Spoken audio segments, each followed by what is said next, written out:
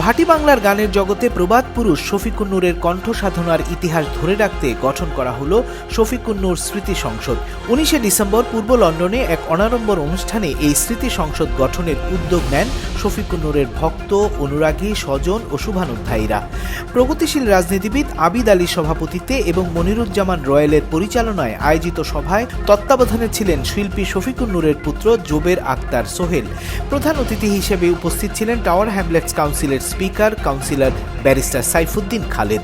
বক্তব্য রাখেন যুক্তরাজ্য উদীচীর সভাপতি হারুনুর রশিদ, কাউন্সিলর ইকবাল হোসেন, কাউন্সিলর সাইদা চৌধুরী, সাবেক স্পিকার আহবাব হোসেন, সাবেক ডেপুটি মেয়র শহীদ আলী, প্রগতিশীল রাজনীতিবিদ Syed Enam, doctor Roab Uddin, Habibur Rahman, professor Omar Faruk, ATN Bangla ইউকের বার্তা প্রধান সাইম চৌধুরী, কমিউনিটি সংগঠক আমিনা আলী সহ দিরাই, সুনামগঞ্জ সহ বিভিন্ন অঞ্চলের বিশিষ্ট ব্যক্তিবর্গ।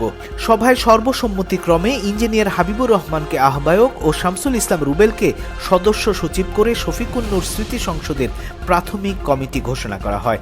সভার দ্বিতীয় পর্বে বাউল সাধক শফিকুন নূরের লেখা গান নিয়ে গীতি আলেখ্যে সঙ্গীত পরিবেশন করেন বাউল শহীদ এবং শিল্পী শফিকুন নূরের দুই পুত্র জোবের আক্তার সোহেল ও Shamsul Islam Rubel. Politika TV news desk.